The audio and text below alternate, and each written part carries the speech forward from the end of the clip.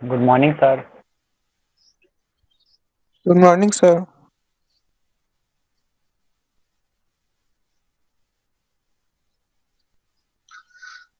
A very good morning to all of you.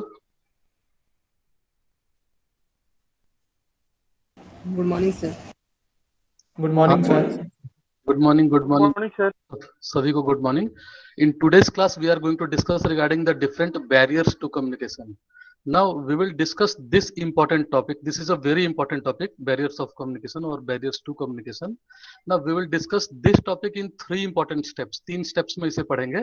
In the first step or in the first segment, we will discuss regarding the meaning of barriers to communication. Barriers to communication का मतलब होता क्या है, इसे समझेंगे. In the second stage, we will discuss regarding what are the different types of barriers or what are the possible barriers. कितने प्रकार के बैरियर्स हो सकते हैं उनके बारे में हम लोग डिस्कस करेंगे. And in the third and last segment we will discuss each of the barrier in detail. हर बैरियर को विथ एग्जांपल्स डिटेल में हम लोग डिस्कस करेंगे. ठीक है. So today we are going to discuss regarding barriers to communication. Now before I start this topic, let me ask certain important questions from all of you. Tell me the exact meaning of barriers, or what is the basic meaning of barriers to communication? Hindrances. So hindrances to communication or while communication. Okay, any kind of Yes, hindrances, any kind of hindrances to the communication. Very good. Okay. चलो मैं कुछ पूछता हूं, अगर किसी को पता होगा then clearly state me about that particular thing. Suppose do you have you heard about slanting? SLANTING, slanting. What is slanting? You have heard about slanting? Okay, चलिए कोई बात नहीं. बिल्कुल जब तक इसे नहीं पढ़ोगे एक बार में बता पाना किसी के लिए भी इम्पॉसिबल है, तो इसमें ऐसा कोई वो नहीं है, पढ़ने के बाद समझ जाओगे. Tell me about abstracting. What is abstracting? Sir 100 बात की एक बात करना. 100 बात की एक बात करना. अच्छा चलो. यस सर, किसी चीज को छोटे में बताना. ठीक ठीक ठीक, वेट करो. देखो मैं क्या कहता हूं, हमेशा कॉन्सेप्ट को समझा करो. जैसे आपका एग्जांपल था 100 बात की एक बात करना. ठीक है. टेल मी, इस वर्ड को हम लोग पॉजिटिव सेंस में लेते हैं कि नेगेटिव सेंस में लेते हैं? 100 बात की एक बात करना. सर पॉजिटिव सेंस में. Positive. But we are discussing regarding barriers to communication. Barriers to communication is a negative thing or a positive thing? Sir negative. So negative thing. Negative. In negative, we are discussing about a negative thing and you are giving the example of a positive thing. Sir हम तो abstract का मतलब बता रहे थे ना. हाँ हाँ, तो मैं यही तो कहना चाह रहा हूं कि abstract, if abstract or abstracting is a kind of negative thing, it is a kind of barriers to communication, then how it can be a positive thing? मेरी बात समझ रहे हो? जब मैं कह रहा हूं कि एब्स्ट्रैक्टिंग इज समथिंग नेगेटिव, वो जो मैं यहां पे मतलब समझाऊंगा वो कुछ नेगेटिव है, तो उसका एग्जाम्पल पॉजिटिव कैसे हो सकता है? आई बात मेरी समझ में? Yes sir. चलो आप इस चीज को ध्यान में रखना. जिसने भी एब्स्ट्रैक्ट का वर्ड किया था वो उस समय फिर से मुझसे डिस्कस करना जब मैं एब्स्ट्रैक्टिंग को समझाऊंगा. ठीक है. चलो, tell me about semantic barriers. What is the meaning of semantic barriers? Sir, barriers which occur due to some technical terms or language. Barriers which occurs due to some technical terms or language. Okay. अच्छा चलो चलो इसको start करते हैं क्योंकि थोड़ा सा लंबा टॉपिक है और आज इसे मुझे खत्म करना है ना. मैं स्लाइड्स को शेयर करता हूँ, एक एक चीज को हम लोग इत्मीनान से डिस्कस करेंगे. उस दौरान मैं प्रॉपर समय दूंगा आप लोग को. ठीक है. तो इन बिटवीन जब मैं डिस्कस कर रहा हूँ उस बीच में आप लोग डिस्टर्ब मत करना. ठीक है. एक एक चीज को बिल्कुल, और किसी को डाउट रह जाएगा तो बिल्कुल मैं जब समय दूंगा आप मुझसे पूछिएगा. Barriers to communication. स्लाइड्स तो दिख ही रहा होगा सबको. Yes sir. Yes, sir. Slides देखो. देखो मेरी राइटिंग थोड़ी खराब है, इतने दिनों में तो आप लोग समझ ही गए होंगे कि राइटिंग मेरी काफी खराब है, लेकिन ये मेरे पर्सनल नोट्स है और आप अपने पर्सनल नोट्स अपनी राइटिंग में बनाइएगा, है ना. मैटर्स यहाँ से कुछ कलेक्ट कर लीजिए और आपकी राइटिंग अच्छी होगी तो अच्छे नोट्स बना लीजिएगा, ठीक है, लेकिन इसे बस समझने के लिए रखिए। इसको मैं रीड आउट कर रहा हूँ। बहुत से बच्चे इतना लेट में आते हैं ना कि चलिए, barriers to communication. Now the process of communication basically involves the exchange of facts, ideas, opinions and emotions between two और मोर पीपल। ये हम लोगों ने स्टार्टिंग में ही देख लिया है कि basically what is communication. Communication is a process whereby two और more people exchange their facts, ideas, opinions और इमोशंस। इन चारों चीजों का या इन चार में से किन्हीं चीजों का आदान प्रदान किया जाता है, एक्सचेंज किया जाता है। And this whole process of exchanging these things, facts, ideas, opinions and emotions, is basically regarded as a communication process. Now, since we are talking about barriers to communication, so we must understand about what is the meaning of communication. Now, what is the meaning of barrier? Actually the English term barrier, यहाँ मतलब समझना कि ये जो barrier word हम लोग लिखते हैं, this is basically a English term or English word barrier. It has been derived from number one, the French word barrier. ये जो बैरियर है, BARRIERE, this is not a English term, this is basically a French term.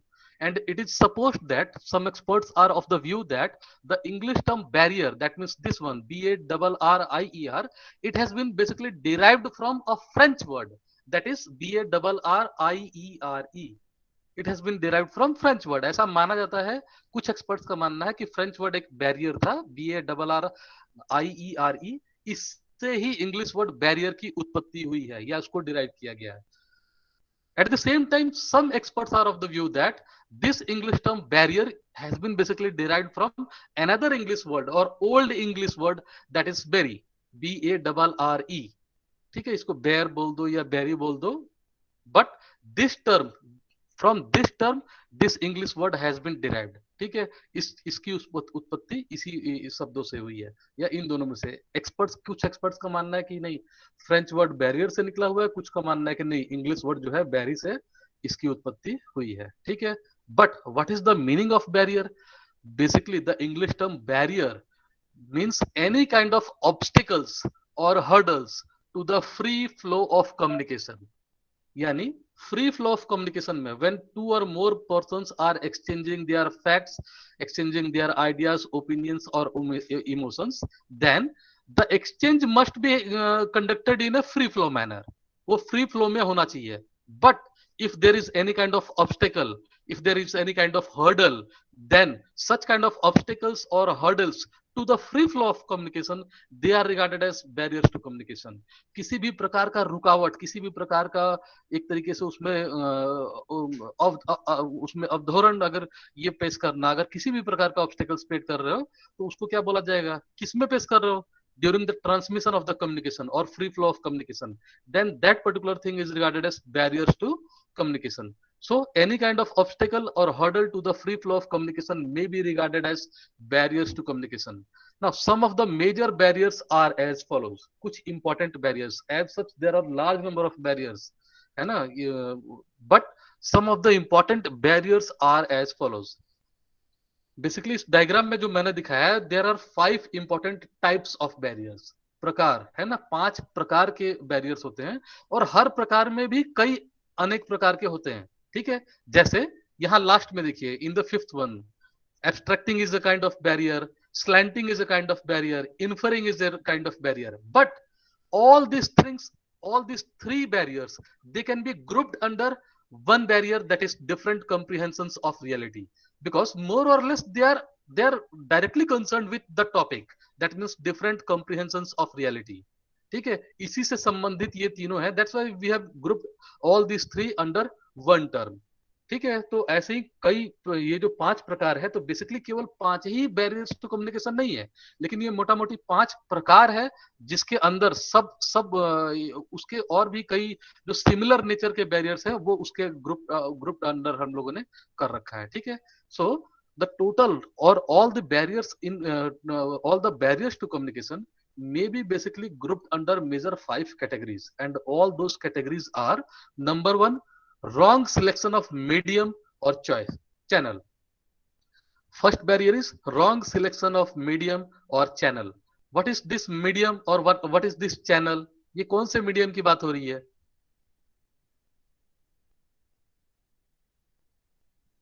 Wrong selection of medium. What is the meaning of medium here? Communication medium. Communication medium through which we are Communication going to medium. So the transmit our platform used for communication. through which we are going to transmit our communication.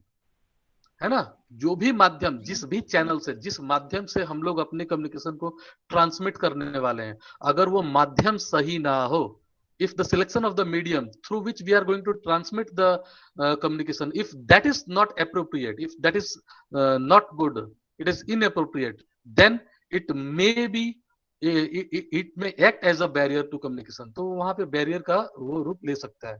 ठीक है. Now second one is physical barriers. कुछ ऐसे barriers होते हैं जिनको basically हम लोग physical barriers के उससे जानते हैं कि उनको फिजिकल बैरियर्स की कैटेगरी में भी रखा जाता है. For example noise. यहाँ नॉइस का मतलब बहुत तेज आवाज या किसी भी प्रकार की आवाज होने से. ठीक है. Noise, time and distance and poor timing, इसको अभी हम लोग डिटेल में डिस्कस करेंगे. But all these three barriers, they are separate barriers. Noise is a kind of barrier to communication. Time and distance is basically a kind of barrier to communication. और poor timing, it may be also regarded as a barrier to communication, but all these three, they are grouped under one important topic, and that is physical barriers. Basically all these three, they are directly or indirectly related with the physical barriers. That's why they have been grouped under this particular category. ठीक है. तो physical barriers में तीन, noise, time and distance and poor. Now semantic barriers. Semantic barriers, जैसा किसी ने भी बताया था कि sir it has something to do with the meaning. हाँ बिल्कुल 100% सही है. तो इसको भी डिस्कस करेंगे. अभी फिलहाल समझ लो कि basically there are two important types of semantic barriers. Semantic barriers को भी फर्दर हम लोग टू इंपॉर्टेंट टाइप्स में डिवाइड कर सकते हैं. One is integration of words. ठीक है. अर्थ का अनर्थ निकालना, वो ठीक है, वो तो सिमेंटिक है. बट इसके भी दो प्रकार हैं. Number one is integration of words. ठीक है. कुछ वर्ड्स का इंटीग्रेशन करके और फिर उसको फिर अर्थ निकालना. And second word is bypassed instructions. ठीक है. तो ये how they are grouped under और why they are grouped under semantic barriers, will discuss it later on. ठीक है. इसको देखा जाएगा कि कैसे ये सिमेंटिक बैरियर्स का मीनिंग क्या है, what is the meaning of semantic barrier, what is the meaning of integration of word and what is the meaning of bypassed instruction, and why integration of word and bypassed instructions they are grouped under semantic barriers. इसको देखा जाएगा.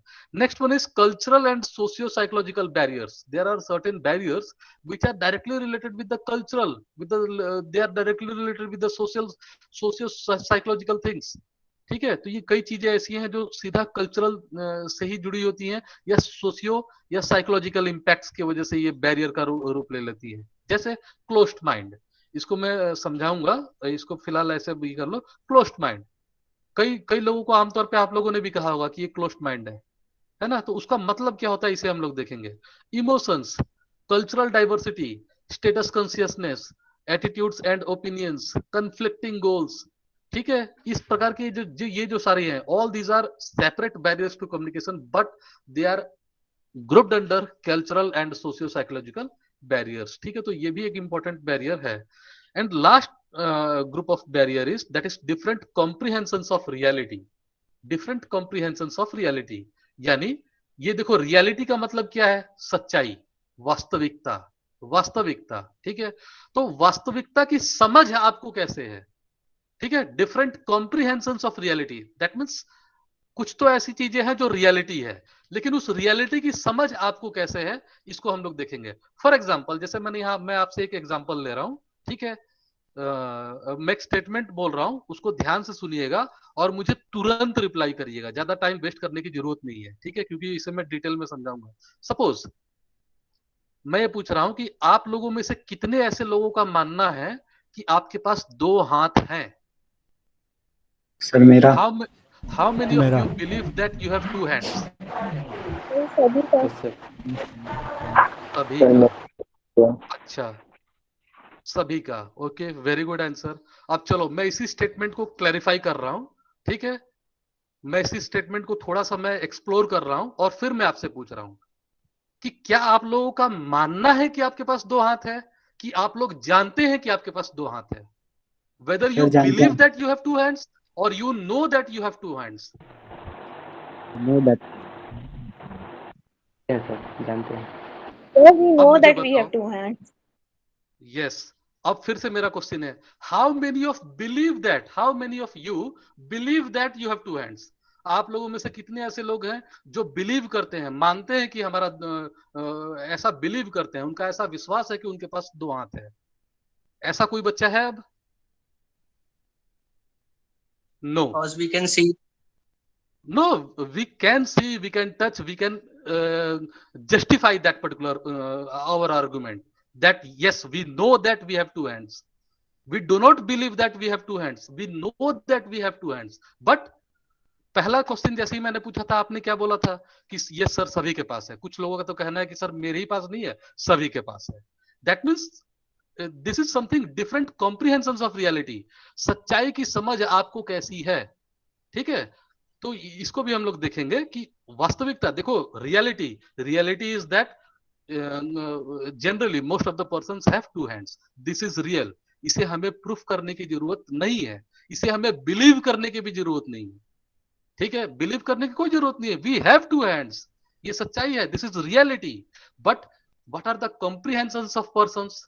some of the persons believe that they have two hands, some believe that everyone has two hands and so on. तो सच्चाई की समझ आप लोगों को कैसे है, इसको हम लोग देखेंगे, ठीक है? सच्चाई की समझ। तो इसमें क्या है, basically this different comprehensions of reality can be further divided into three important, और there are three important types of barriers of communication which may be grouped under different comprehensions of reality. One is abstracting, one is slanting, one is inferring. तो अलग अलग प्रकार के हैं, और सबकी मतलब सच्चाई की समझ लोग कैसे कैसे रखते हैं, इसमें हम लोग डिस्कस करेंगे, ठीक है? और वो कैसे बैरियर हो जाता है, वो कैसे रुकावट का काम करता है, ठीक है? ये भी हम लोग देखेंगे कि सच्चाई की समझ लोग कैसे रखते हैं और वो क्यों रुकावट होता है, उसको क्यों हम लोग रुकावट के रूप में लेते हैं, या it may be treated as a barrier to communication. How we will discuss that particular thing, ठीक है? इस चीज को भी हम लोग डिस्कस करेंगे। चलो एक एक से स्टार्ट करते हैं। अच्छा, पहले इस पर्टिकुलर स्लाइड में अगर किसी पॉइंट में किसी को कोई डाउट है, इन 5 की एक्सप्लेनेशन को छोड़ के अगर कोई डाउट है तो मुझसे अभी समझ ले। इस 5 की क्लैरिफिकेशन मत पूछना, क्योंकि ये तो मैं डिस्कस अभी करूंगा ही। इसके अलावा कोई डाउट है तो मुझसे पूछ ले। चलो, very good. Now first one, that is wrong selection of medium और चैनल। कैसे अगर रॉन्ग सिलेक्शन ऑफ मीडियम या चैनल किया जाएगा तो उससे भी वो बैरियर का रूप कैसे ले लेता है। देखो, first one, wrong selection of medium. देखो, nowadays communication may be done with the help of a variety of mediums. We have already discussed about the methods of communication. ये हम लोगों ने डिटेल में पढ़ रखा है, ठीक है? वही यहाँ पे लिखा है कि आज के डेट में nowadays communication may be done with the help of a variety of mediums. कई प्रकार से हम लोग इसको, कई मेथड से हम लोग कम्युनिकेशन कर सकते हैं। For example, oral communications may be done, और communications may be done in oral method, written method, audio method, visual methods और audio visual methods etcetera. Large number of methods और mediums are there through which communication may be done आज के date में, ठीक है? Now every medium has its own advantages and disadvantages. ये भी हम लोगों ने पढ़ लिया है कि what are the advantages of oral, at the same time what are the disadvantages of oral communication, है ना? जितने भी मीडियम्स होते हैं, जितने भी मीडियम ऑफ कम्युनिकेशंस होते हैं, सबके कुछ एडवांटेजेस होते हैं, सबके कुछ टूथपेस्ट और टूथपेस्ट वो लग रहा बोला चाली वो बोल बातचीत कर रहा है। हाँ, ठीक है। देखो, every medium has its own advantages and disadvantages. जितने भी मीडियम होते हैं, कोई ऐसा मीडियम नहीं है जो फुल प्रूफ है, that can be applicable in on all conditions. That means with the help of that medium each and every type of communication may be transmitted. No, there is no such mediums. That means each medium has certain advantages as well as each medium has certain disadvantages. Her medium का कुछ advantage होता है, कुछ disadvantage होता है. Now, selecting of best medium will provide effectiveness to communication. Now this is the main argument of wrong selection of medium. इसका argument क्या कहा जाता है कि selection of the best medium will provide effectiveness to communication in any communication, in order to transmit the messages और in order for the free flow of communication. Selection of best medium is very important. Why?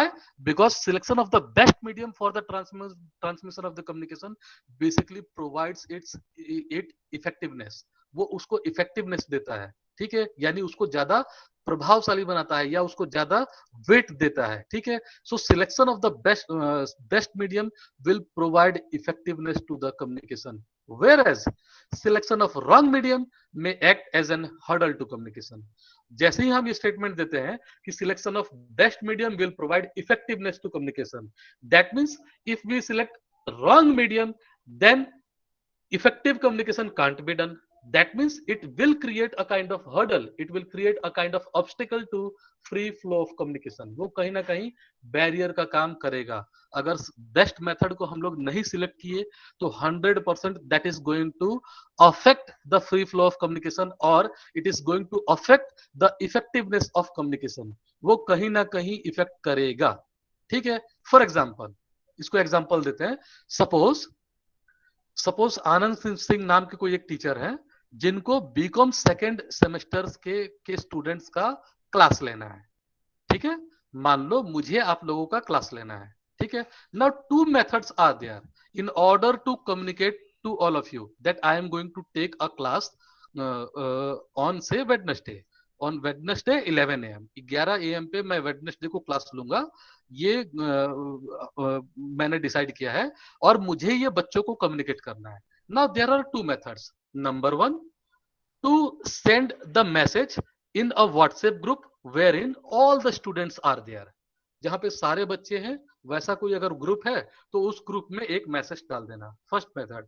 Second one, मैंने कहा कि no no no no, WhatsApp is not a official platform, WhatsApp तो official platform है नहीं। So I must write a notice and put that notice in the official से notice board of DAV PG college. जो DAV PG college का official notice board है वहां मुझे hand written या टाइप रिटन जो भी है वहां एक ऑफिशियल नोटिस देना होगा कि students, all of you are informed that I am going to take your classes regarding barriers to communication on Wednesday at 11 AM। और मैं ये नोटिस वहां पे जाके ऑफिस में लगा दूं। Now tell me which method will be good keeping this pandemic situation in mind. Sir, WhatsApp message. WhatsApp group, although it is not an official platform of communication। ठीक है, यहां बात समझो। Although WhatsApp is not a official platform, WhatsApp is basically not regarded as an official platform, and notice board and all such things, they are official platforms where notices must be circulated। notice board ऐसा चीज होता है जहां notice circulate होना ही चाहिए, but nowadays we are not circulating the messages to that particular notice board। अगर मैं rigid हो जाऊं कि नहीं, I will not follow any kind of method which is not official, ठीक है। Since I am a government teacher, I must adopt the norms which are prescribed by central government, ठीक है। और मैं जाके नोटिस चिपकाऊं तो मेरी क्लास में कितने बच्चे आएंगे, ठीक है। That means wrong selection of medium will basically it will provide और it will create a bad impact upon my communication. It will not provide effectiveness to my communication, but although a platform which was not official, that is not permitted, that is not official, but then also if I am selecting that particular method, then it will provide effectiveness to my communication। वो मेरे communication के objective को fulfill करने में सहायक है, and that's why I am selecting that particular method, ठीक है। इसको और दूसरे मेथड से भी, दूसरे एग्जांपल से भी समझो। मेरे ख्याल से इतने से समझ में आया होगा, लेकिन एक दूसरा एग्जांपल समझो कि सपोज आप लोगों में से कोई हॉस्टल में रहता है, आप लोगों में से कोई हॉस्टल में रहता है, और जाहिर सी बात है आप हॉस्टल में हो तो आपका घर तो उस शहर में नहीं होगा, अदरवाइज आप हॉस्टल में क्यों रहते हैं, ठीक है। मान लो आप बनारस जैसे छोटे शहर में रहते हो हॉस्टल में, और आप रहने वाले हो सपोज बिहार के, ठीक है। और एक दिन बाद आपको कुछ अर्जेंट पैसे की जरूरत है। Now you have two methods. First, to write a letter to your parents that I need certain money, please provide me money as soon as possible. You are going to write a letter to your parents. एक letter अपने parents को लिखो कि मुझे कुछ पैसा भेजिए. या you have telephone, you directly call to your parents. ठीक है. Now which method is suitable in this particular condition? Sir, telephone. Telephone. Because Telephone, sir. why telephone is best suited for this medium or in this condition? fast. Because money is required urgently. Yes, money is required urgently. This was the main basis of your communication. Why you have communicating? आप अपने घर से बात इसलिए नहीं कर रहे हो कि आज मैंने बहुत अच्छा खाना खाया, मुझे रात को बहुत अच्छी नींद आई. No, the basic objective of calling to your parents or calling your parents was to request them to give you certain money, and that was urgently required. ठीक है. तो ऐसा कम्युनिकेशन होना चाहिए जो लीस्ट पॉसिबल टाइम में आपकी message को कन्वे कर दे. लेटर लिख रहे हो, लेटर पोस्ट करोगे, पता नहीं वो आज डेट में निकलेगा भी कि नहीं निकले. तो वैसा if any particular student is using or he is writing a letter to his parents and requiring money on urgent basis, then that particular condition is wrong selection of medium, and it will be a complete hurdle. It will be acting as a hurdle to the communication, and your effectiveness of the communication will be reduced. उसका जो basic objective है वो fulfill आप नहीं कर पाएंगे. उसकी effectiveness, जो communication की effectiveness होनी चाहिए थी, वो बिल्कुल आप fulfill नहीं कर पाएंगे. So selection of wrong mediums or wrong methods of transmission of the communication will basically directly affect the effectiveness of communication, and that's why we state that wrong selection of communications acts as hurdles to communications or barriers to the communications. ठीक है. Now second one was, ये जो second क्या था? The second was physical barriers. There are certain barriers which are regarded as physical barriers. Some of the important physical barriers are noise, time and distance, poor timing. ठीक है. इन तीनों को basically हम लोग मोटा मोटी मानते हैं कि ये होता है. Now why noise is considered to be a physical barrier? Because suppose when two persons are communicating and at that particular of time heavy noise is going on in the background, then it is more possible that the transmission of the communication is not done in an effective manner. अगर दो या दो से ज्यादा व्यक्ति बात कर रहे हैं और नॉइजी इन्वायरमेंट हो, जो इन्वायरमेंट है that is very very noisy, वहां पे बहुत ज्यादा हल्ला या इस टाइप का आवाज, वहां जो वॉल्यूम ऑफ साउंड है वो क्या है? नॉइज का सीधा सीधा मतलब क्या होता है? साउंड की वॉल्यूम तेज है, कहीं ना कहीं ज्यादा है. तो इन्वायरमेंट ऐसा है जहां पे इसको पूरा नॉइजी इन्वायरमेंट या ज्यादा शोर शराबे वाला environment, that particular environment will create a hurdle to the communication. That means whatever communication is done between the persons, between two persons or more than two persons, the messages which are transmitted under the noisy environment, that environment or noisy environment will create or directly impact or affect in a negative manner upon the effectiveness of communication. जो आपकी effectiveness of communication होनी चाहिए थी, उसके ऊपर negative impact, नकारात्मक प्रभाव डालेगा. कौन सा? noisy environment. ठीक है. For example, जैसे आप लोग क्लास में कभी आए ही नहीं हो, तो इस एग्जाम्पल को शायद दिमाग में ना बना पाओ. ठीक है. अच्छा मुझे ये बताओ, कोई ऐसे स्कूल से भी रहा है जो स्कूल में जब क्लासेस करता था तो उसके अगल बगल बिल्डिंग से हमेशा कुछ शोर शराबा या ऐसा आवाज आता था जिससे क्लास में हमेशा डिस्टरबेंस पैदा होता था? सर कभी कभी. ठीक है. फॉर एग्जाम्पल कभी कभी. ठीक है. फॉर एग्जाम्पल सर जब स्कूल में पढ़ते थे तो सर दुर्गा जी का पंडाल बनता था सर, उसमें बहुत शोर आता था. अच्छा चलो ठीक है. मतलब आपके अगल बगल कहीं पंडाल बनता था और उसमें जाहिर सी बात है लाउड स्पीकर्स लगा दिए गए होंगे. Yes sir.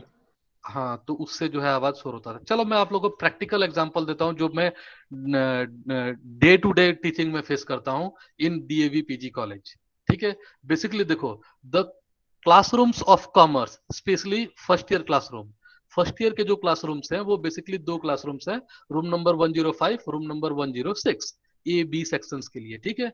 But just behind the building of DAV एक इंटरमीडिएट स्कूल है, ठीक है, हमारे जस्ट बिल्डिंग के पीछे, और दोनों बिल्डिंग के बीच में जो गैप है हार्डली 1 to 2 मीटर्स का है, ठीक है। दोनों की जो बाउंड्री वॉल्स है वो हार्डली 1 to 2 मीटर्स, ठीक है, 1 या 2 मीटर का है, मतलब 1-2 हाथ का अंतर है बस, ठीक है। देखो होता क्या है, हमारी भी टॉल बिल्डिंग है, 3 या 4 तल्ले की है, उनकी भी 3 या 4 तल्ले की है, उनकी भी उधर से क्लासेस चलती है, हमारी भी क्लासेस चलती हैं। But what about the students level at DAV PG college and what is the level of the student of intermediate college? वहां पे क्या है, अप टू 12th है, यानी फ्रॉम कोई भी ऐसा क्लास होगा जो 5, 6, 7, 8, 9, 10, 11, 12, यहाँ पे तो मिनिमम बीकॉम फर्स्ट ईयर, सबसे जो जूनियर्स है 2000 बीकॉम और बीए फर्स्ट ईयर स्टूडेंट, तो यहाँ पे तो फिर भी बच्चे हल्ला नहीं करते हैं। What about that particular school, एक क्लास खत्म होती है और दूसरी क्लास शुरू होती है, उसके बीच में अगर 15 से 20 मिनट का समय होता है, during that period the type of environment in the classes of BCom first year rooms, specially in the room number 105 and 106, is 100% noisy.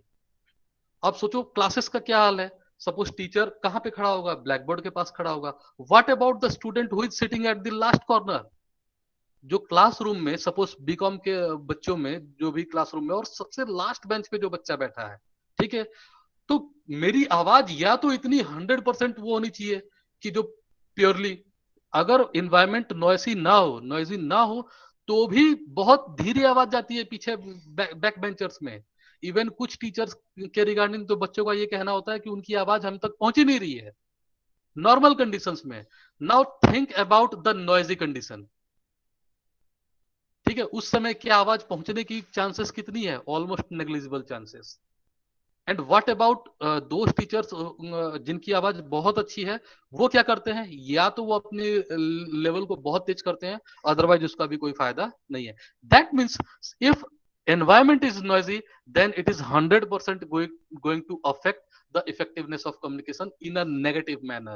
That means it will create or it will be treated as a hurdle to communication or barriers to the communication, वो जरूर होगा, ठीक है। Now time and distance, ठीक है, time and distance भी direct impact डालता है, नेगेटिव, ठीक है, नेगेटिव इंपैक्ट डालता है। देखो इसमें सारी चीजों का नेगेटिव इंपैक्ट ही हमें देखना है। Why? Because we are basically discussing about barriers of communication, और बैरियर नेगेटिव होता है, ठीक है, तो नेगेटिव चीजों का ही हमें ये देखना है। Now we have to use these two particular things, that is time and distance, in a negative manner, how they are going to affect the effectiveness of communication in a negative manner, ठीक है। जैसे देखो यहाँ पे time का यहां मैंने example दिया है, workers working in shift can't communicate. Suppose Anand Singh नाम का कोई वर्कर है और मान लो अंकित नाम का कोई एक वर्कर है, और दोनों एक ही कंपनी में काम करते हैं, but the timing of these workers are different. Suppose Anand Singh is working in the morning shift that is starting from say 8 to 12, and Ankit is basically working in the evening shift, say 2 to 6. Now if they are friends, if they are very close friends, now whether there is any kind of possibility of any kind of communication between those two persons, क्या दोनों के बीच में बात करने का कोई chance वहां पे बनेगा? No. That means due to time factor basically communication process is being affected. It is the time is basically acting as a hurdle between the communication. वहां पे क्या कर रहा है? Because of different shifts, they are not able to communicate. Because of different time periods, because of different time slots, they are not in a position to communicate. ठीक है? तो basically time is here acting as hurdles between the communication. अब यहाँ पे कोई ये कहता है कि sir with the help of phones we can communicate. No. That particular thing यहाँ पे हम लोग सीधा सीधा नेगेटिव इंपैक्ट की ही बात कर रहे हैं। पॉजिटिव पे जब बात करते हैं तो हम लोग कह सकते हैं कि by taking the use of mechanical devices this particular hurdle may be revoked और this particular barrier may be revoked, है ना। मैकेनिकल डिवाइसेस का यूज करते हुए इस बैरियर को हम लोग रिवॉक कर सकते हैं। तो वैसे तो हर बैरियर को रिवॉक कर सकते हैं, ठीक है, उसकी हम बात ही नहीं कर रहे हैं। कैसे टाइम एक बैरियर हो जाता है उसकी हम बात कर रहे हैं, ठीक है। तो दो अलग अलग शिफ्ट के अगर वर्कर्स या कोई भी पर्सन्स अगर आपस में बात करने में सक्षम नहीं हो रहे हैं, That is because of different time slots. That is because of different time periods. In the same manner, distance matter in the absence of any mechanical device. ठीक है, अगर मैकेनिकल डिवाइस का प्रयोग ना किया जाए तो डिस्टेंस मैटर करेगा. सपोज इसका एग्जांपल ऐसे लो, सपोज हम लोग ऐसे मान लो बाबा आदम के जमाने की हम बात कर रहे हैं. Suppose we are living in such kind of society where there is no concept of online communication. There is no mechanism, there is no method, there are no devices, there are no electronic gadgets or devices which are helpful for online communication. हम लोग ऐसे जमाने में जी रहे हैं जहां पे online communication का कोई चांस ही नहीं है. Now tell me whether there is any possibility that I can communicate with all of you or I can discuss on any specific point with all of you. क्या मैं आप लोग की क्लास लेने में सक्षम होता? No. Because distance matter, because of the distance between the teacher and all the students, because of this particular distance fact, if mechanical devices are not used, then distance will play or distance will act as a hurdle or barrier to communication.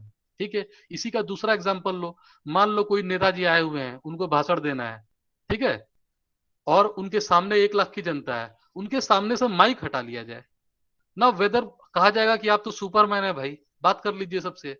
Weather it is possible that particular political leader is going to properly communicate with all the persons. He can communicate with those persons who are sitting near to or nearby him, जो उसके distance से closure distance पे, उनसे तो वो बात कर लेगा. ठीक है, कितना भी चिल्लाएगा तो एक up to a level of distance, एक पर्टिकुलर डिस्टेंस तक उसकी आवाज जाएगी. What about if the mob is very large in number? वहां पे डिस्टेंस क्या करोगा? It will create a hurdle और it will create a barrier in the communication. वो बैरियर का रूप ले लेगा. So time and distance also act as barrier to the communication. And the third one was poor timing. कभी कभी समय खराब होता है. समय खराब का मतलब देखो, कोई भी समय खराब नहीं होता है, but here we are talking about poor timing. That means transmission of message at wrong moment. गलत समय पे मैसेज को ट्रांसमिट कर देना, यानी आपकी जो टाइमिंग है, proper timing, exact timing of transmission of the message was wrong.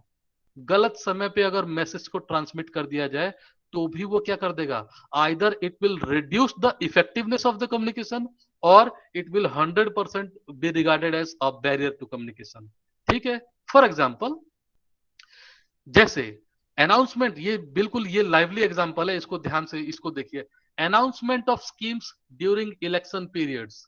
Suppose अगले साल क्या है, यूपी गवर्नमेंट की चुनाव होने वाली है, ठीक है, और अगले साल अगर सपोज मान लो अगर फरवरी में अगर सपोज चुनाव है और जनवरी में सपोज योगी आदित्यनाथ जी कुछ आप लोगों से वो करते हैं, वादा करते हैं कि I will give ₹1 lakh in the accounts of each and every student who is studying in BCom. All the students who are pursuing their graduation degree from commerce stream, then the government will provide them ₹1 lakh. उनको 1 लाख रुपया देगी. तो क्या इस announcement की effectiveness क्या रहेगी कि आप लोग उसको मानेंगे कि नहीं, since elections are there, that's why the government is announcing such kind of schemes. क्योंकि इलेक्शन है इसलिए ऐसे अनाउंसमेंट हो रहे हैं जिनका वास्तविकता से संभवतः कोई रिलेशन नहीं है. आप लोग क्या मानेंगे? ये चीज मानेंगे कि वास्तविकता से कोई संबंधित नहीं है, या ये मानोगे कि नहीं, since Yogi is talking, that's why we are 100% sure that he is going to give ₹1 lakh. आप दोनों में से कौन सी प्रोबेबिलिटी ज्यादा है? Sir, this is just वास्तविकता से कोई संबंध नहीं है. वास्तविकता से कोई संबंधित नहीं है. क्यों? क्योंकि अगर उनको देना ही है, ठीक है, तो वो आज दे सकते हैं, वो कल दे सकते हैं. आप ये कहेंगे ना कि 5 साल में तो दिए नहीं, but at the time of election he is making an large announcement, large number of announcement. So since the announcement or the timing of the announcement is wrong, वहां पे क्या है, उसकी कमिटमेंट में हो सकता है कि मुझे विश्वास हो कि नहीं, मेरा विश्वास है कि योगी जी एक अच्छे आदमी हैं और वो अच्छा काम कर रहे हैं, मेरा भले ही ये विश्वास है, बट उसके बावजूद मैं क्या कहूंगा कि since elections are there, that's why he is making such kind of announcement. वहां पे the timing of such kind of announcement will basically reduce the effectiveness of the announcement. वहां जो टाइमिंग है वो अनाउंसमेंट की इफेक्टिवनेस को गिरा दे रहा है या उसको रिड्यूस कर दे रहा है, कम कर दे रहा है। मैं ये नहीं कह रहा हूं कि वो देंगे ही नहीं, मैं डेड श्योर हूं कि नहीं देंगे, नहीं, ये तो कोई नहीं कह सकता है, हो सकता है वो दे दें, but what about the effectiveness of communication, that will be reduced only because of the timing, because elections are there. अगर एक रैशनल बिहेवियर, एक रैशनल आदमी से अगर पूछा जाए कि क्या आप ऐसे अनाउंसमेंट्स पे विश्वास करेंगे, तो वो कहेगा कि नहीं, देखो अनाउंस, चुनाव आने वाला है, अभी आज 1 लाख दे रहे हैं, चुनाव के दिन से पहले हो सकता है 5 लाख देने की घोषणा कर दे, ठीक है, तो सच kind of things may be done. So the timing of the announcement or the timing of the transmission of the communication may reduce the effectiveness, or it may directly treated as a barrier to communication, or reduction of the effectiveness is also regarded as a barrier to communication, ठीक है, and since it is reducing the effectiveness of the communication or effectiveness of the message, that's why it is regarded as barriers to communication, ठीक है। ये first और 2 में किसी को कोई डाउट है? ये नंबर 1 यानी wrong selection of medium, and number 2 noise, time distance and poor timing, इन दोनों में से किसी को कोई डाउट है तो मुझसे अभी समझ ले, अदरवाइज हम लोग आगे बढ़े।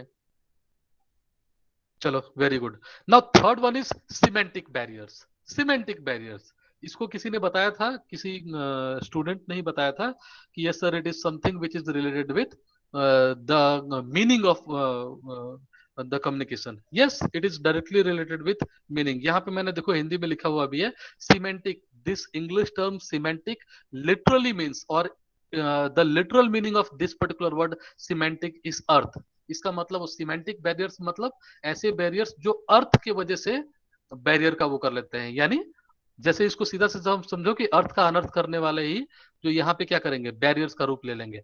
Now they are basically of 2 types. Now those are number 1 interpretation of words and number 2 is bypassed instructions, ठीक है। देखो दोनों को देखा जाए क्या है। Now basically semantic barriers are those barriers which are directly concern with the meaning of words, यानी सिमेंटिक बैरियर्स हर वह बैरियर्स होते हैं जिसमें वर्ड्स के मीनिंग को सही तरीके से अगर ना समझा जाए तो वो बैरियर का रूप ले लेता है, ठीक है। यानी इफेक्टिवनेस ऑफ द कम्युनिकेशन वो रिड्यूस हो जाता है, वो पूरी तरीके से या तो समाप्त हो जाता है या तो इफेक्टिवनेस रह नहीं जाती है, कम्युनिकेशन की इफेक्टिवनेस रह नहीं जाती है। क्यों? क्योंकि शब्दों के अर्थ को आपने सही तरीके से नहीं समझा। जो शब्द आपने सुना उसका सही अर्थ क्योंकि आपने नहीं समझा, इसलिए वो बैरियर का रूप ले लिया। Now semantic barriers are basically of 2 types. Number 1 is interpretation of words, यानी शब्द तो है but how you are going to interpret those particular words, आप उस वर्ड्स की इंटरप्रिटेशन कैसे कर रहे हैं, that is very very important. You are listening a word, but how you are going to make interpretation of that particular word, that is important. अगर interpretation सही हुआ, then that is good. But अगर interpretation सही नहीं हुआ, then that particular thing will be regarded as semantic barrier. Now देखो क्या है, generally same words may have different meanings, ठीक है। कई ऐसे वर्ड्स होते हैं जिनके कई मीनिंग्स होते हैं। एक वर्ड को सुन के आप उसकी एग्जैक्ट मीनिंग का पता नहीं लगा सकते, ठीक है। एक वर्ड की कई मीनिंग्स होते हैं। Now interpretation of that particular word में change its overall meaning, but अगर उसी वर्ड की इंटरप्रिटेशन अलग अलग ढंग से की जाए तो उसका क्या हो जाएगा, मतलब बिल्कुल निकल जाएगा, ठीक है। जैसे फॉर एग्जाम्पल अगर मैं आपसे पूछूं कि रिलायंस इंडस्ट्रीज एक ऐसी कंपनी है जिसने आज 100 रुपए प्रॉफिट कमाए। Now tell me whether it is a positive statement और it is a negative statement. Sir positive. Positive, 100% positive. क्यों? Because the word which was used by me was profit. केवल मैंने इतना ही कहा था कि प्रॉफिट हुआ है, 100 रुपए का प्रॉफिट हुआ है, तो पॉजिटिव है। But we know that since all of you are the students of commerce, then we know that basically the term profit, the meaning of the profit, there are large type of profit, and simply by stating profit, I am not concluding that, or I am not stating that what kind of profit I am talking about. जो profit मैंने कहा, क्या मैंने आपको बताया कि Reliance Industries has earned a net profit of ₹100? No, ये मेरे द्वारा नहीं कहा गया था, ठीक है, मैंने सीधा ये कहा था कि प्रॉफिट 100 रुपया कमाया। नाउ टेल मी, अब मैं फिर से स्टेटमेंट दे रहा हूं, उसका मतलब समझो। Reliance Industries has earned a gross profit of ₹100, but the company has to pay a tax of ₹120 to the government. Reliance industries 100 रुपए का प्रॉफिट कमाई है, ग्रॉस प्रॉफिट कमाई है, उससे 120 रुपए का टैक्स देना है गवर्नमेंट को। Now whether this particular thing is a negative statement for Reliance और it is a positive statement for Reliance company? Negative statement. Negative. It is a negative because here I had clarified that I am talking about what kind of profit. By the term profit, actually I means gross profit. ठीक है? And since gross profit is 100 and the company is supposed to pay tax of ₹120, so it will have a negative impact upon the net profit. The net profit, which is calculated after paying the taxes, it may be negative. So this particular word, after merely hearing about the profit, you can't or you should not conclude about the statement. केवल profit को सुन के आप लोग को किसी चीज का conclusion पे नहीं पहुंच जाना चाहिए। किसी ने आपको बताया कि यार इस कंपनी में जरूर इन्वेस्ट कर दो, ये बहुत प्रॉफिट कमा रही है, ठीक है, तो पहले तो बहुत का मतलब समझाओ भैया। तो बहुत में मान लो कह रहा है कि 10% प्रॉफिट कमा रही है, चलो बहुत अच्छा है। तो अगला क्वेश्चन आपका होना चाहिए कि what are the tax, what are the liabilities, what are the expenditures which are going to be made by the company and whether they are going to be deducted from the profit or not. You are talking about net profit or gross profit. Such kind of clarifications must be asked. Otherwise interpretation of the word, जैसे ही profit सुने और ख्याल में बनाने लगे कि बस 1 लाख लगाया तो 1,10,000 रुपया मेरा हो गया, such kind of interpretation are going to just reduce the effectiveness of that particular communication. जो कम्युनिकेशन कहा गया है वो क्योंकि ऐसे शब्द का प्रयोग कर रहा है जिसके कई मीनिंग होते हैं, तो जब तक आप एग्जैक्ट वर्ड का या गलत इंटरप्रिटेशन करोगे तो गलत वहां पे उसका मतलब निकल जाएगा, ठीक है। तो वर्ड तो एक ही है, मैंने दोनों में कहीं पे भी, यहाँ ग्रॉस प्रॉफिट हो चाहे नेट प्रॉफिट हो, they are basically a type of profit.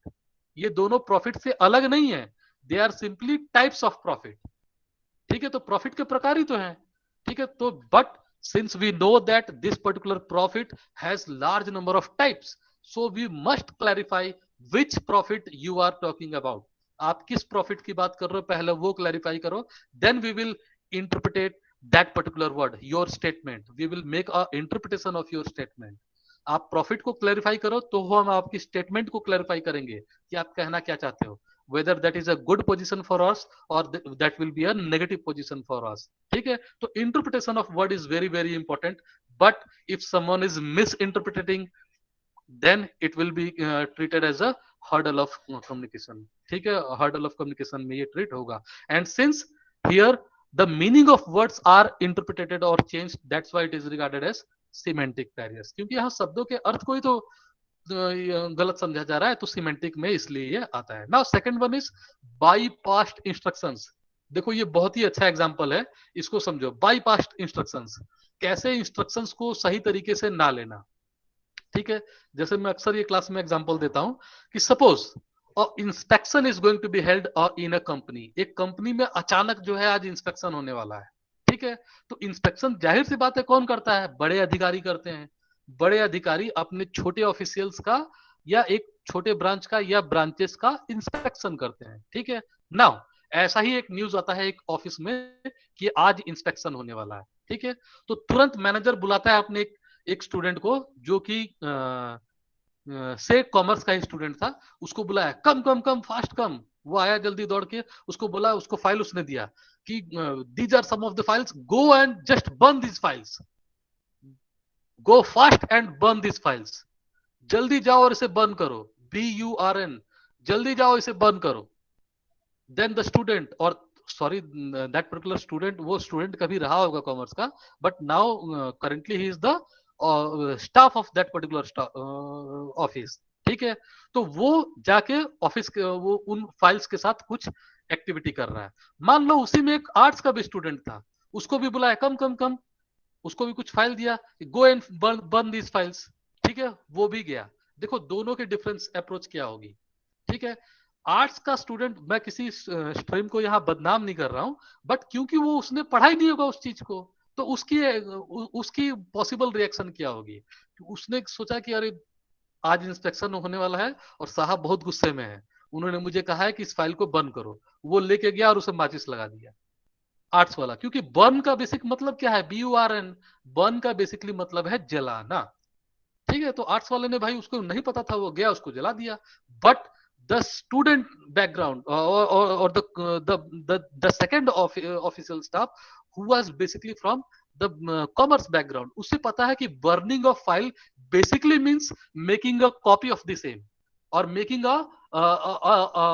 इसको क्या आप लोग बोलते हैं, फोटोस्टेट ऑफ द सेम, और making a soft copy of the same, ठीक है। बर्निंग फाइल बेसिकली मींस, जो technical terms burning of the files होता है, यूज किया जाता है, उसका मतलब होता है कि making a second copy. It may be in soft copy version, that means उसको जाके स्कैन कर लीजिए और स्टोर कर लीजिए, या उसकी फोटोस्टेट कर लीजिए और उसकी दूसरी कॉपी तैयार कर लीजिए, ठीक है।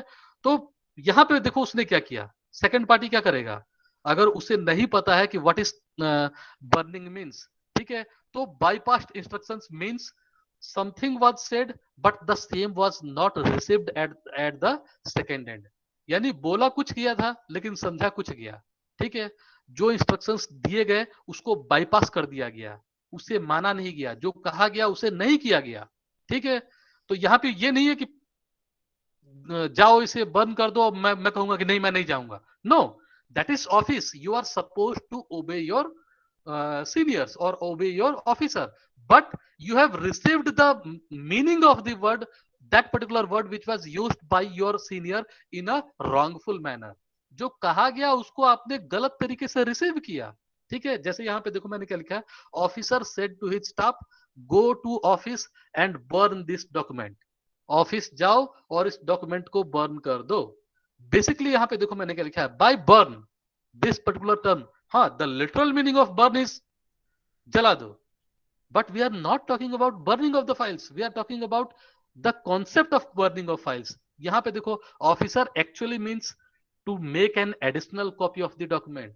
ये एडिशनल कॉपी कैसे भी हो सकता है, जाके फोटोस्टेट कर लो, दूसरी बना दो, या इसको स्कैन करके सॉफ्ट कॉपी क्रिएट कर लो, ठीक है, कोई भी हो सकता है। तो burning file means making an additional copy of the document, but the employ might think differently. और यहाँ डिफरेंट का मतलब क्या है, जाओ और उसे सीधा जला दो, ठीक है। तो सच kind of things may be assumed, और इट मे बी वहां बोला कुछ जा रहा है और समझा कुछ जा रहा है, that means the actual instructions have been bypassed, उसको बाईपास कर दिया गया। And since the basis of this particular barrier is meaning of the words, क्योंकि जो वर्ड्स बोला गया था उसका मतलब आप नहीं समझे, that's why bypassed instructions are also regarded as semantic barriers, ठीक है। इन सब में किसी को कोई डाउट है? No sir.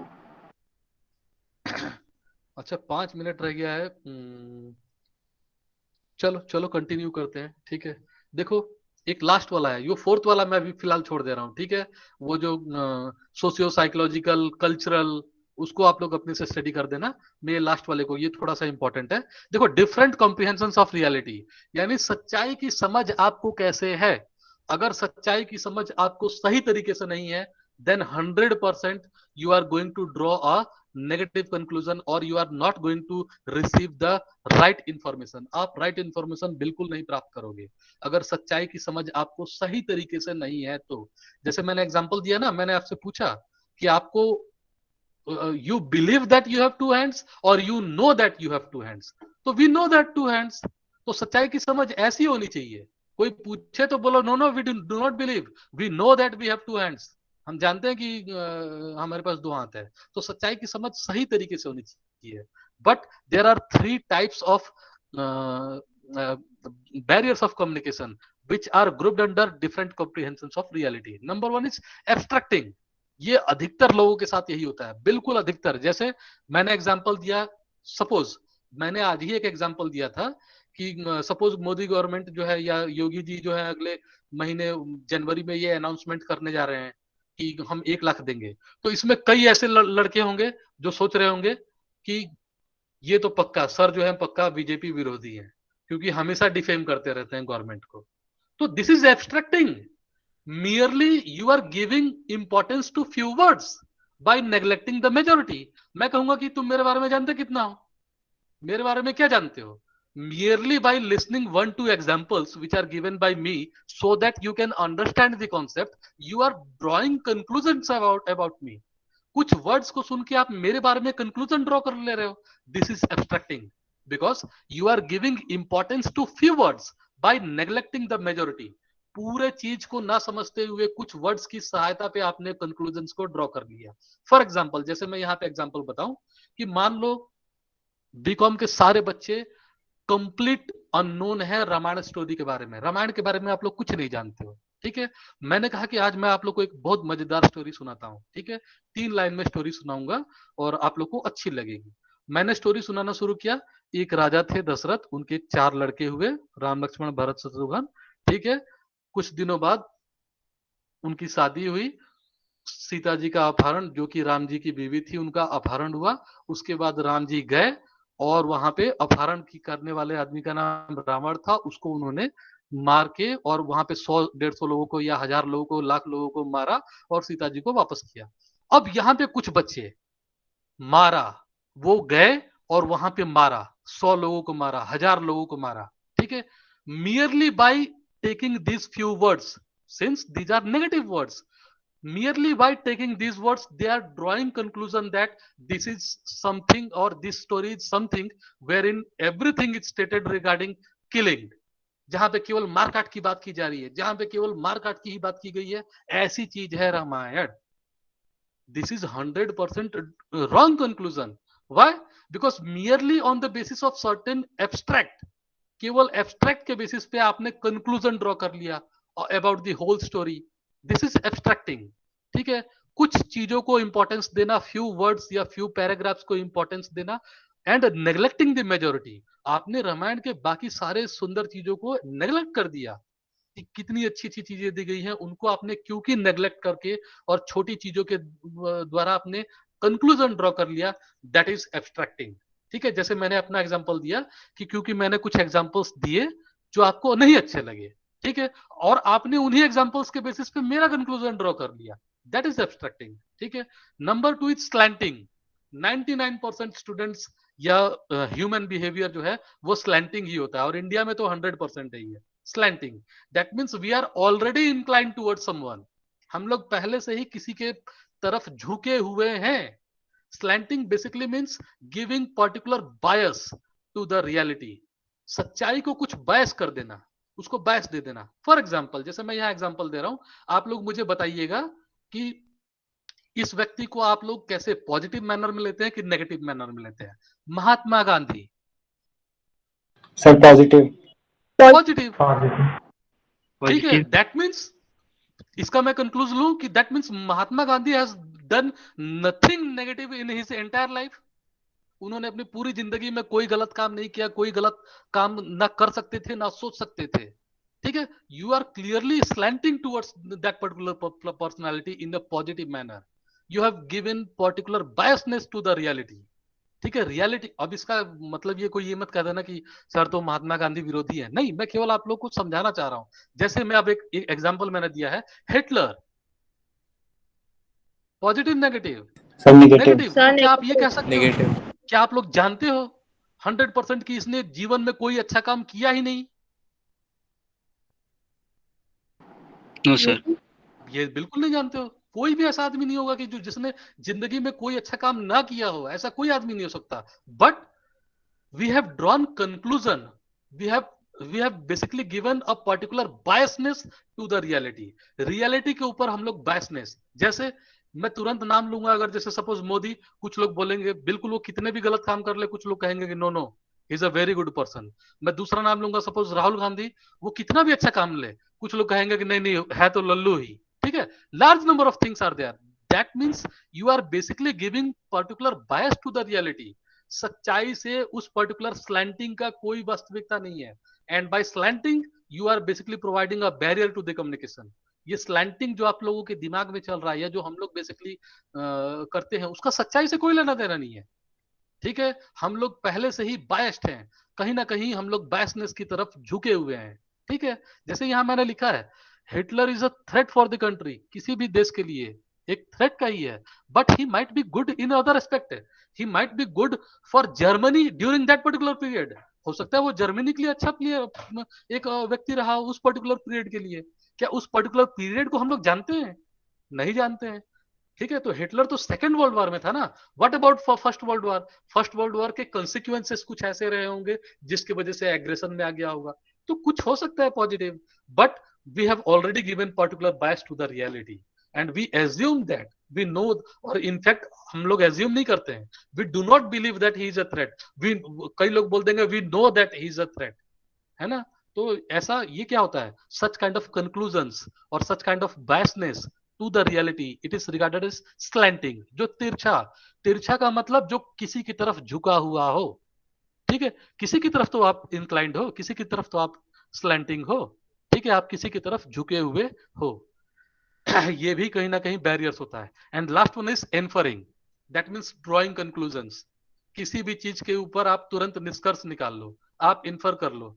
यहाँ पे देखो, drawing conclusions beyond the fact. आप फैक्ट नहीं जानते हो, बस आपने ड्रॉ कर लिया कंक्लूजन, आपने कंक्लूजन ड्रॉ कर लिया, आप बिलीव कर लिए या आप एज्यूम कर लिए ये चीज होता है। फॉर एग्जाम्पल, जैसे मैंने यहाँ बहुत ही अच्छा एग्जाम्पल लिखा है, इसको ध्यान रखना।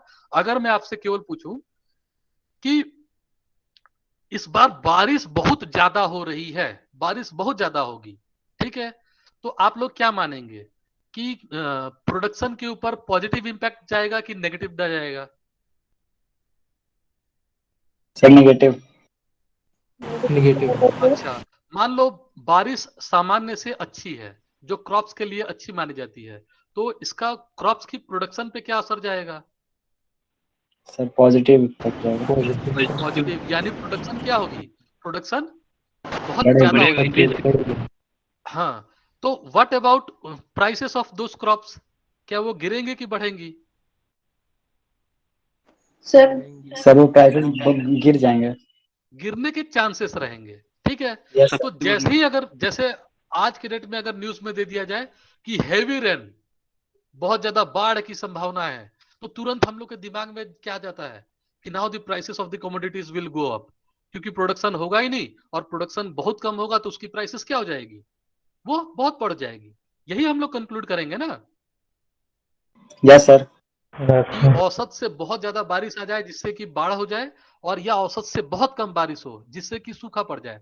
दोनों कंडीशंस में प्रोडक्शंस इफेक्ट करेंगी नेगेटिव मैनर में, और जिसका इफेक्ट प्राइस पे पड़ेगा। हम लोग यही कंक्लूड करेंगे। अगर मैं कहूं कि बहुत ज्यादा बारिश होगी और बहुत ज्यादा या तो बहुत कम बारिश होगी, ये दोनों चीज स्टेटमेंट में अगर दूं तो आप लोग कंक्लूड तुरंत कर लोगे कि prices of the commodities will go up. ठीक है, अब मैं पूरा स्टेटमेंट देता हूं कि although there is heavy rain, but the government has made a stock, a buffer stock of all the food grains for the entire population for 2 years. 2 साल के लिए गवर्नमेंट ने बफर स्टॉक मेंटेन कर रखा है हर क्रॉप का, पूरी जनसंख्या के लिए। अब मुझे बताओ कि अब क्या प्राइसेस की वो ऊपर जाएगी कि नीचे होगी? सर कोई फर्क नहीं पड़ेगा। कोई फर्क नहीं पड़ेगा, but without knowing about the facts you just simply draw your conclusion। क्या आपको ये फैक्ट पता था कि गवर्नमेंट के पास बफर स्टॉक कितना है? ये फैक्ट आपको नहीं पता था, बट जैसे ही आपने सुना कि बहुत ज्यादा बारिश हो रही है या बहुत कम बारिश हो रही है, तुरंत कंक्लूजन ड्रॉ कर लिया कि प्राइसेस तो भागेंगी। ठीक है, such kind of conclusions are beyond the facts. you are completely unaware about the fact, that why you are drawing such kind of wrong conclusions, and since you are drawing wrong conclusions and this particular process is regarded as inferring, इसी को inferring कहते हैं कि गलत conclusions को draw कर लेना, and this is a barrier to communication। ठीक है, चलो 6 मिनट हो गया है, अगले क्लास का ये है, आप लोग अगली क्लास करिए। Thank you sir. Thank you sir. Thank you sir.